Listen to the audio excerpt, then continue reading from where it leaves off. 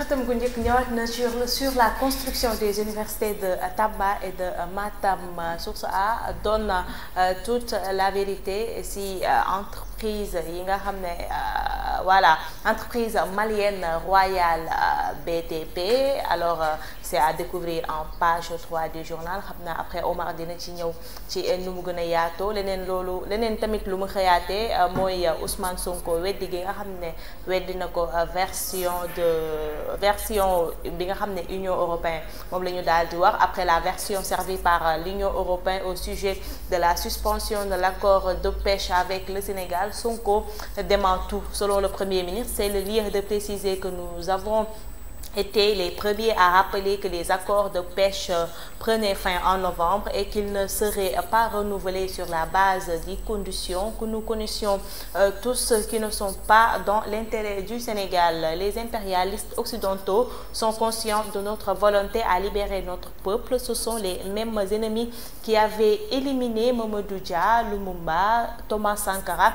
Nous vous assurons que le pays va changer. Voilà, ñëwaat na ci li nga xam ne moo nekkoon accord yi doxoon suñu diggante ak ñi nga xam ne ñooy européens yi. Après nag bi nga xam ne ñoom jël nañ kàddu, Sonko dina lépp lu ñu waxoon ndax moom taxaw na nee na ñoom ñoo nekkoon les premiers à xamal sénégalais yi que ni accord yi dina jeex ci fin novembre te kenn du ko renouveler. lu mu ci toftal mooy ñi nga xam ne ñooy occidentaux yi maanaam ñi nga xam ne ñoo ñu colonisé woon ci xokkatal gi ñu doon xokkatal la ñu nekkoon ba tax ñu jëlee fi ki nga xam ne mooy Mamadou Dia, Lumumba ak ki nga xam ne mooy Thomas Sankara. Waaye ci seen ère ñoom mook le président Bassirou Diomaye Faye ci la loolu di dakkee ndax ñoom ñaar tandem boobu dañu libéré ñi nga xam ne ñooy le peuple sénégalais. Leneen aussi li nga xam ne journal bi ñëwaat na ci muy ci campagne bi avec les promesses de Barthélémy Diaz, le foncier comme objet de nombreux litiges complexes. La plaidoirie de Barth, il est aux Sénégalais et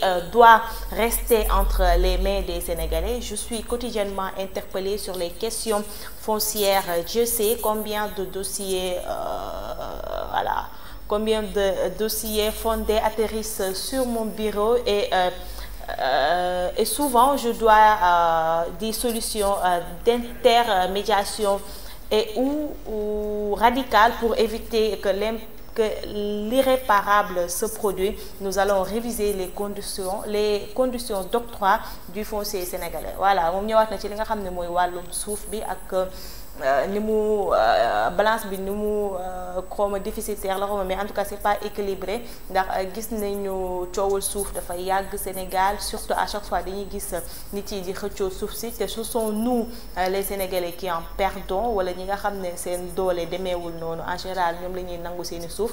Moom nag nee na Barthélémy Dias dina def le tout ba daal di jëlee fi mbir mi nu mel. Pendant ce temps, Anta a accordé un entretien de vérité à Source A. Elle est revenue sur le bilan de la campagne électorale, type de député pour le Sénégal, la cohabitation à l'Assemblée nationale.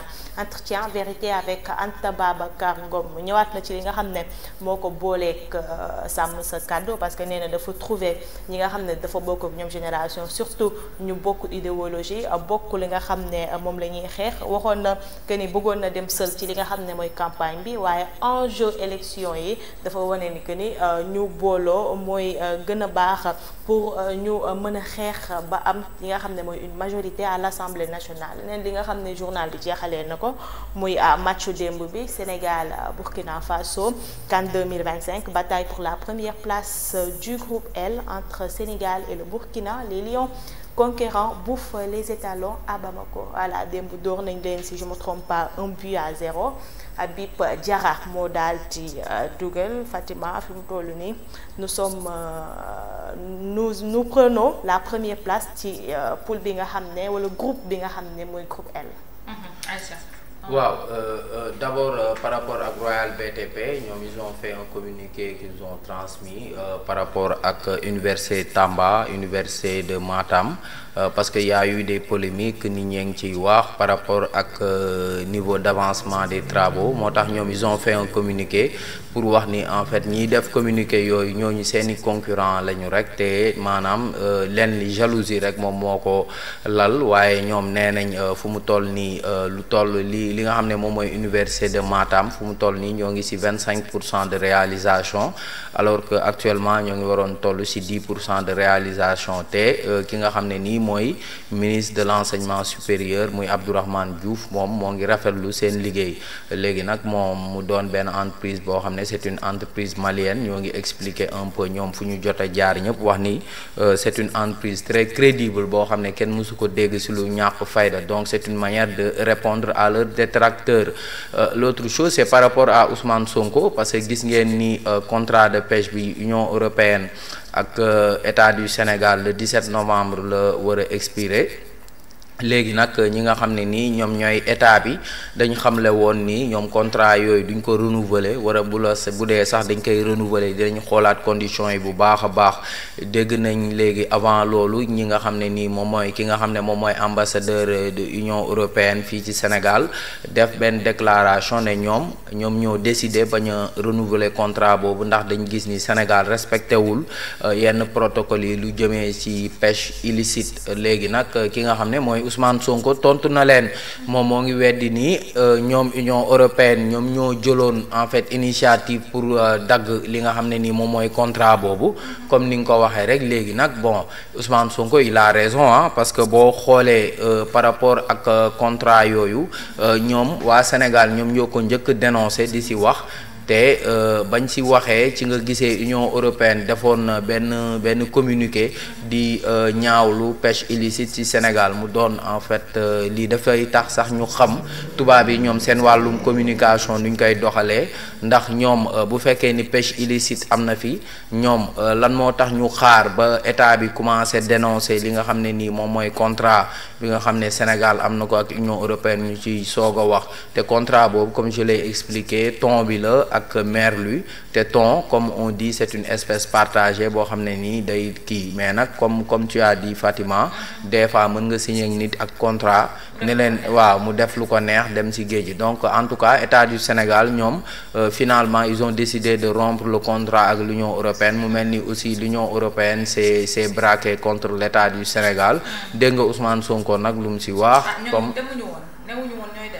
kan Union européenne waaw loolu laa lay expliquer nii nee naa la ñoom dañu def ab conférence de presse pour wax ni ñoom ñoo jël initiative pour daggu contrat mais loolu du dëgg c'est pas vrai c'est le Sénégal qui a d'abord dénoncé le contrat là léegi Sénégal ba mu ko dénoncé ci régime bu bees bi ba mu ko dénoncé ci la Union européenne commencé di wax woy dëkk bi Sénégal respecté wul ay protocole am ñun di ñu njëkkantu ñun du ñu ànd ak dëkk boo xam ne day kii favoriser pêche illicite ainsi de suite léegi loolu li ma ci jaaxal mooy ñoom loolu bu ñu ko doon dénoncé dañ ko waroon dénoncé ci nguuru Macky Sall parce que nguur gu bees gi quand même ñoom ba ñëwee jël nañ ay initiative yu leer yu jëm ci pêche bi d'abord gis nga ni la publication liste navire yi nga xam ne yëpp ñoo ngi pêcher ci les eaux sénégalaises ñoom def nañ ko mu doon une première parce que ñun tàmmuñu woon loolu da nga doon dégg ñuy wax affaire u pêche bateau étranger yi mais bateau yi nga xam ne ni ay bateau étranger lañ te ay armateurs sénégalais détenir ko en collaboration avec des armateurs étrangers dañ ko doon dégg ni rek te ñun suñu bët yeggul ñoom fu ñu nekk parce que ñoo ngi ci biir géej gi léegi autorités yi quand même ils ont décidé de faire montre de transparence publier liste boobu après nag ils ont dénoncé aussi contrat bu lié Sénégal ak Union européenne avant même expiration contrat boobu après Union européenne ci lañ njëkkantoo gouvernement bi ñoom naan woy pêche illicite parce que xamoon nañu Sénégal du ko renouveler moo tax ma ne lii day tax nga xam tubaab yi ñoom ni ñuy fonctionner tey waaw mbiru saay-saay daal la ñu def ci mbir bi l'autre chose c'est par rapport à Barthélémy Diaz par rapport au foncier li mu ci wax leer na mooy foncier bi nga xam ne ñun ñëpp ñoo ko moom tey ji jot na ñu gën koo saytu parce que alalu askan bi la rawatina fii si Dakaru moom Barthélémy Dias lu mu si digle mooy ñoom daal bu ñu toogee dinañ maanaam bu ñu gañee fi nga xam ne mooy assemblée nationale dinañ fexe di ko gën a saytu ndax moom lu mu siy gis si ay litige bëri na lool leen li mooy Anta Babacar Ngom entretien vérité yoo xam ne nii moo ngi wax ci campagne yi di regretter yenn scène de violence yi moom Anta Babacar Ngom wax na tamit ni moom elle était un peu tentée aussi de faire cavalière seule maanaam présenter candidature am demal boppam mais dafa gis ne en fait élection législative ay élection yoo xam ne nii day laaj nga ànd ak ay nit ñi nga xam ne nii déggoo nga ak ñoom bokk nga ak ñoom vision looloo waral moom Anta Babacar Ngom mu ànd ak ñi nga xam ne nii ñoom ñooy waa sàmm sa kàddu ba pare moom Anta Babacar Ngom moo ngi yaakaar ni ñoom dinañ gagner élection législative yi pour imposer une cohabitation à l'actuel régime di gën a mën a saytu loi yi nga xam ne nii day jaar assemblée nationale. La dernière chose c'est par rapport aux Lions les Lions made in Pape Thiaw démb moom ku seetaan match bi di nga gis ni équipe nationale du Sénégal actuellement lu jëmee ci wàllum jeu bi lu ñu doon naan le jeu était pauvre quand même loolu amatul léegi parce que da ngay gis ni léegi en fait équipe bi c'est plus attrayant parce que démb boo xoolee au niveau du milieu de terrain nga gis benn Pape Gueye nga gis benn Gana Gueye mais nga gis ñu boole leen ki nga xam ne moom mooy Iliman Ndiaye comme 10 nga gis ci attaque bi y avait un Sadio Mané y avait un Ismaïla Sarr ak y avait un Nicolas Jackson qui joue à Chelsea donc boo xoolee genre 4-4-3 la quoi parce que y avait 3 milieux de terrain mais l'innovation bi mooy Aliou Cissé d'habitude moom ay 3 milieux défensifs la doon indi léegi kii indi na ñaari milieux défensifs ba pare boole leen benn Iliman Ndiaye boo xam ne nii c'est un créateur de jeu boo xam ne jeu bi bu fàttee ci milieu de terrain bi dina mën a duut passe ci kaw donc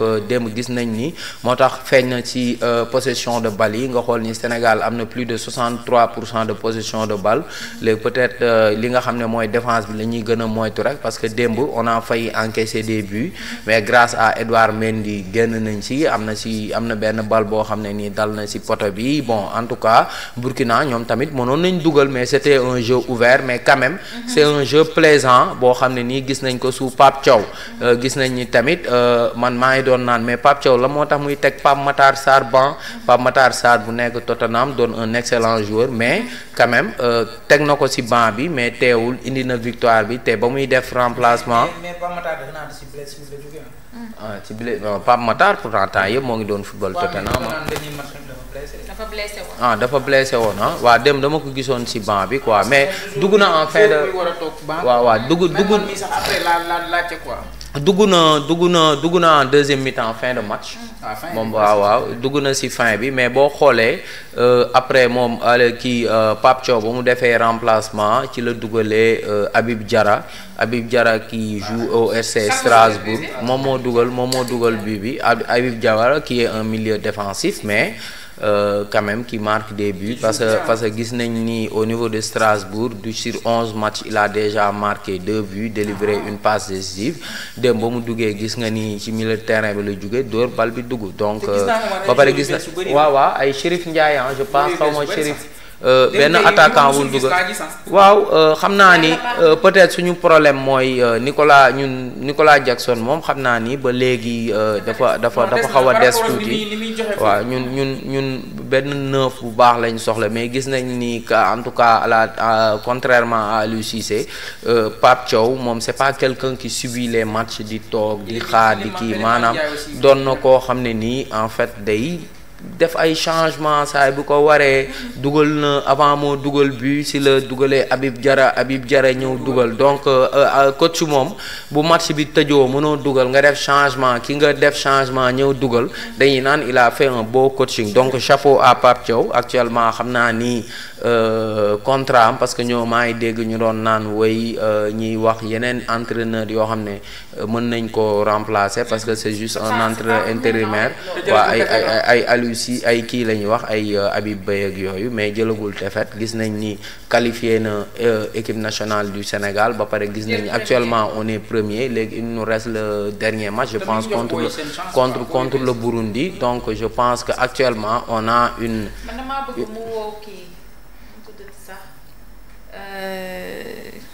L'autre. fan la nekk. non kooku c'est un ancien joueur 2002 yi damaa bëgg mu matal centième match.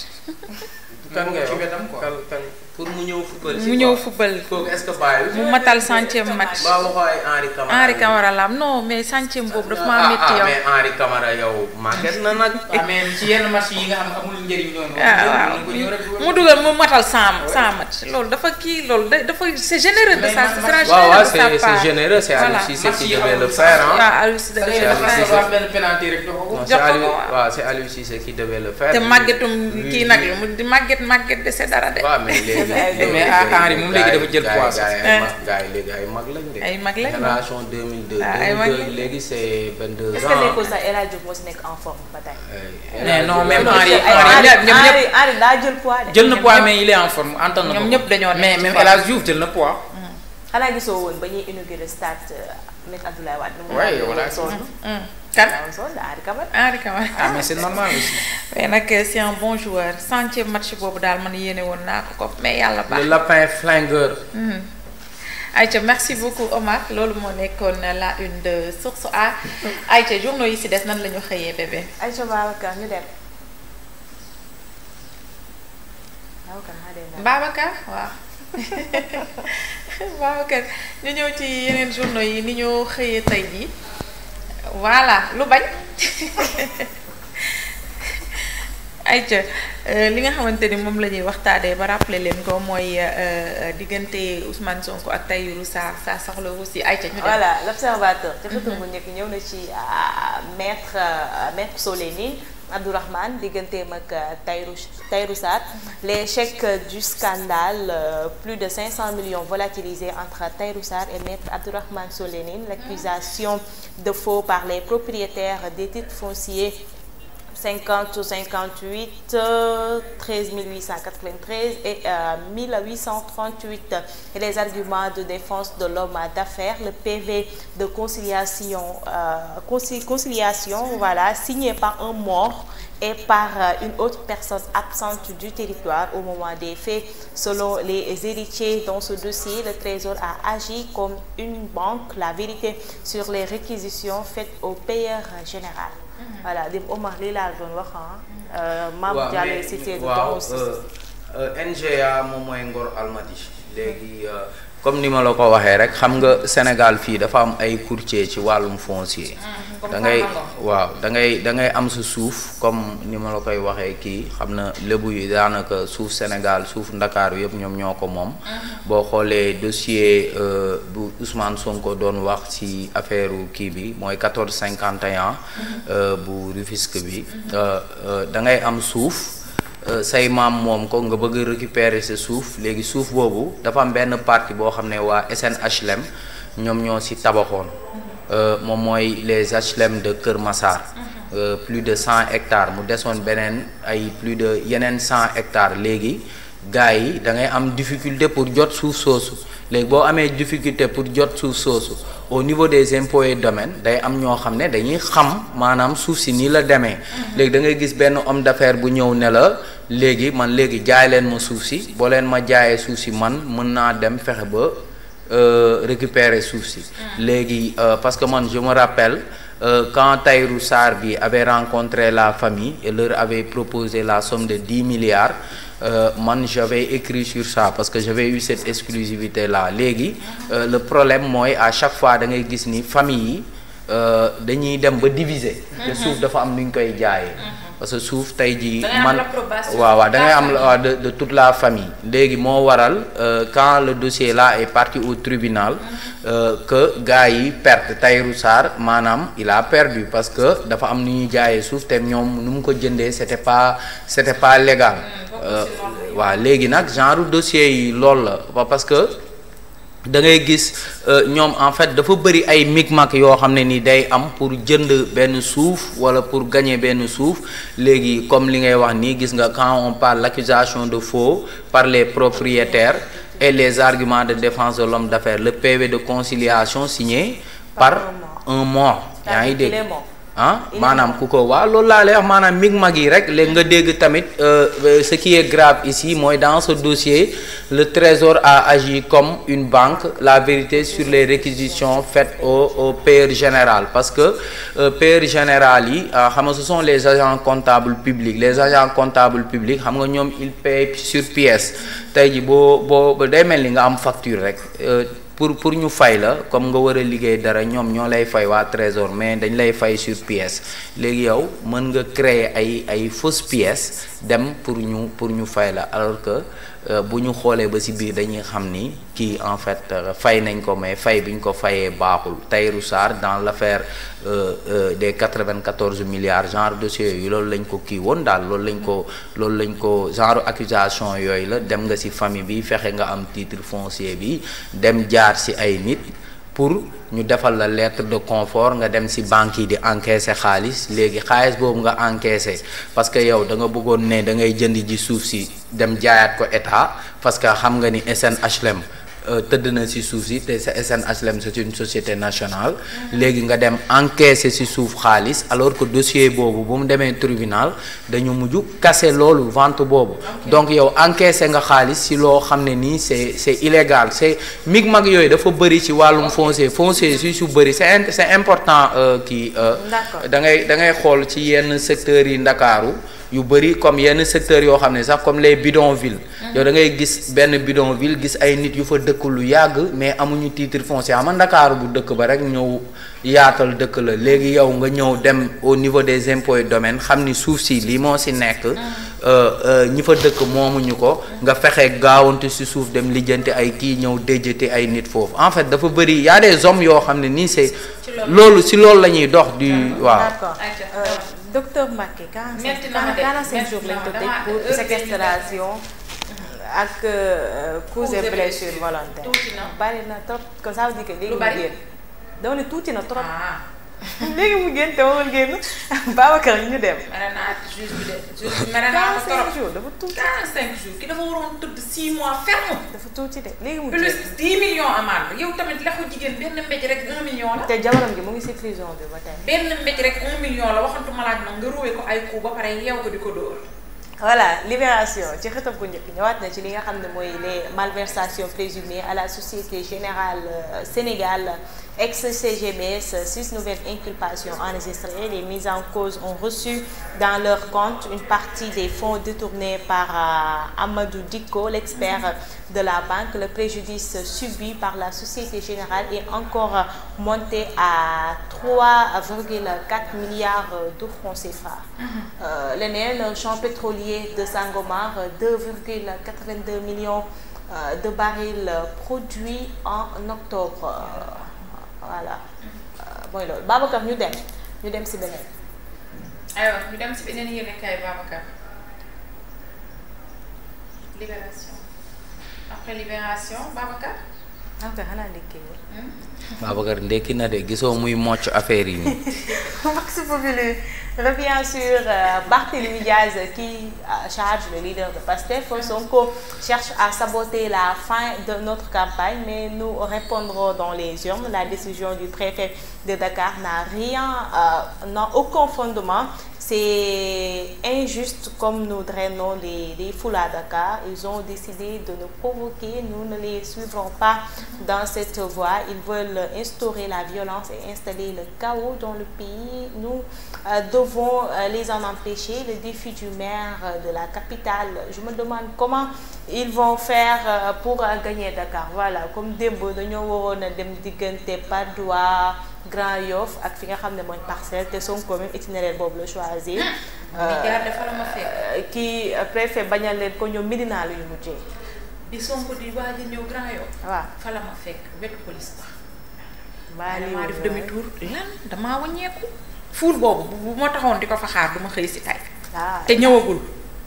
Sonko li muy drainer ci ful. yàlla may na ko de xaw ma nag gan nguur la ko may waaye may na ko mbooloo mi. voilà xale yi bëgg nañ ko topp nañ ko ndax fi yow fi ma gaare fa la xale yi commencé di daw di ko xaar ci intersection bi après police bi intersection bi ci topp bi ci toppaat noonu ci lañ taxaw di ko xaar avant ngay jot station bi nekk côté Padois noonu station boobu Shell boobu noonu man côté yooyu laa ñëwoon sama kër sœur bi mais foofu noonu ci angle boobu kenn mënuma fa woon jaar ak oto man damaa wàññeeku jël péage bi pour mën a wàcc jël plutôt autoroute bi pour mën a wàcc mën a dugg fee nu tudd Ouest Foire waaye garaaw na de. Tahirou Sarr tontu na Ousmane Sonko. Tahirou s'en prend rageusement à Sonko et défie à débattre publiquement. Tout le problème, c'est que j'ai refusé de me ranger derrière Ousmane Sonko. Mon combat, ce n'est pas contre les étrangers, mais contre l'État. Le caractère belliqueux de Sonko fait qu'il n'est pas un homme d'État. Un homme d'État doit avoir de la froideur. Voilà, tontu na ko ci li mu ko waxoon ci Guédiawaye. Pendant ce temps aussi, démb Agnam Farba a mobilisé.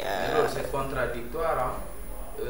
Il n'est pas un homme d'État parce qu'il a un caractère belliqueux. Ba pare ñu ne froideur tamit baaxul de. si la ñuy ñëw après inchallah mbirum Tahirou moom nañ ci ñëw léegi. Voilà Agnam Farba récupéré na titre foncier. waaw voilà ko moom nag. nee na si choisir de continuer à cheminer avec Macky Sall est un délit, qu'on me conduise donc en prison. pëndëx la def Agnam. teg na jeexal pëndëx dafa def pëndëx gars yi dañ faa jaar dëbb bàyyi fa kii mu da ko def ko pëndëx lay ko. ah yàlla baax na. wane na daal démonstration de force. Bougane xas na ñi nga xam ne ñooy transhumants yi li mu wax mooy ce phénomène de transhumance c'est un aveu de défaite et une preuve de détresse totale voilà lu mu leen yekkul da koo fàtte. Babacar ñu dem. Tribune ñëwaat na ci li nga xam ni mooy élection législative yi face aux dérives économiques actuelles. Sàmm Sa Kàddu veut relancer l'économique pour donner espoir aux Sénégalais. Voilà mooy seen modèle bi rek li ma doon wax dem invité bi dem mi doon wax ne Barthélémy Dias amul programme. seen programme bi Sénégal la tudd S social E enrichissant N fàtte naa ko. waaw moom daal Sénégal bi faram-fàcce mais am nañu 7 points quand même yoo xamante ni ñoom Sàmm Sa Kàddu d'accord nañ ci ne ay propositions lu ñu war a def à l'Assemblée nationale. Vraiment c'est que nag dañuy topp euphorie dàggasante bi mais ils ont des programmes tous tous. Voilà en tout cas y compris le premier ministre moom lui il a drainé aussi benn programme boo xam ne xale yi li leen saf rek lañ ci dagg. non c'est que ñoom ñëpp li ñu mujjee loolu la ñu waroon a commencer seen programme yi. mais ils l'ont fait tardivement. Affaire Azer et ONAS, à quand la manifestation de la vérité? C'est une question posée par le journal.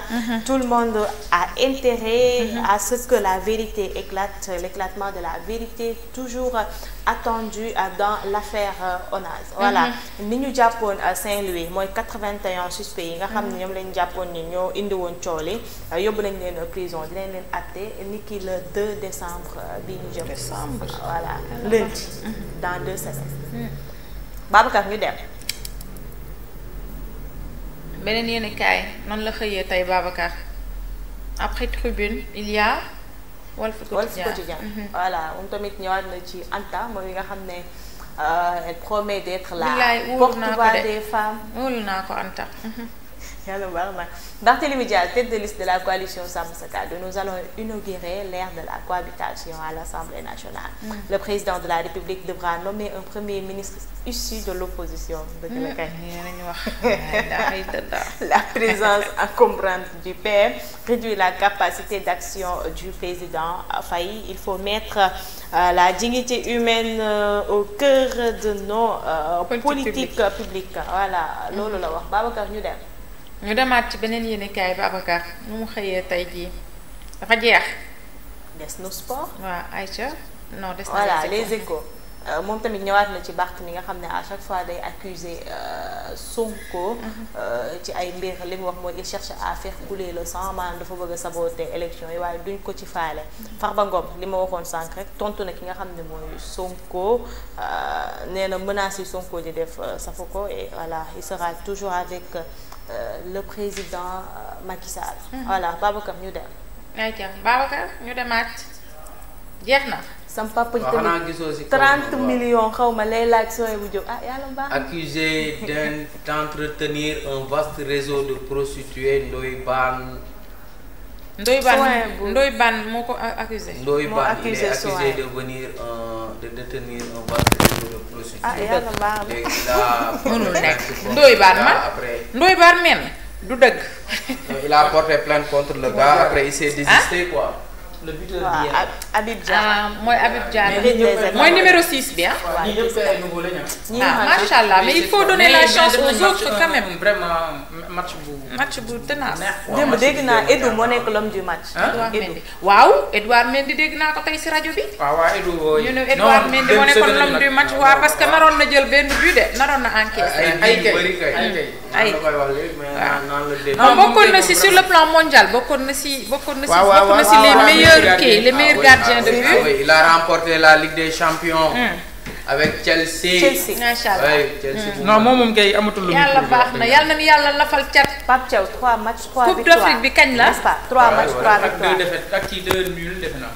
ah waaw 3 matchs 3 victoires. amagul beneen def non 3 matchs la fi defagum. 3 matchs la defagum. 3 matchs 3 victoires. yàlla bari na nga topp Aliou Cissé. Thiaw ma ne ko Thiaw waaw këy Thiaw.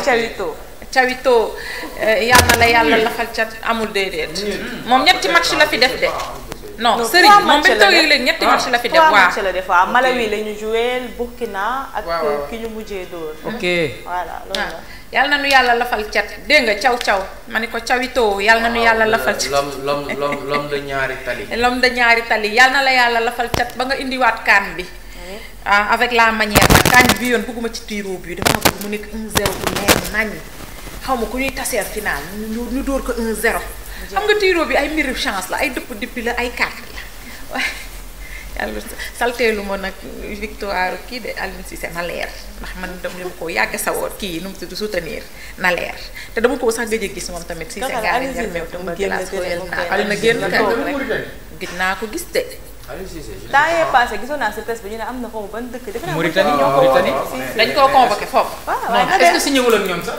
naa dem yóbbaale defete ba leen jàmbur yéen ak gërëm ñam yeneen yóbbaale yaay fàttale ko ba ko ngeen yaay fàttale ko ba ko xale yi di ko booleeg Sonko naan Sonko ci kaso bi nga nekk waaye Aliou Cissé ay tura sekk dégg Aliou jar dañoo jaar jëluñu coupe fatewuñu ma ne ko jëluñu coupe fatewuñu ah yéen ba Sadio Mané mer Saare Maajo mujjee mer yàlla baax na ayca jox ko photoom ñu daal di jeexal li nga xamante ni moom mooy la revue des titres de ce matin muy Aminata sama doom ji photo bi nekku fa très bien Babacar on te comprend t'inquiète ayca ñu daal di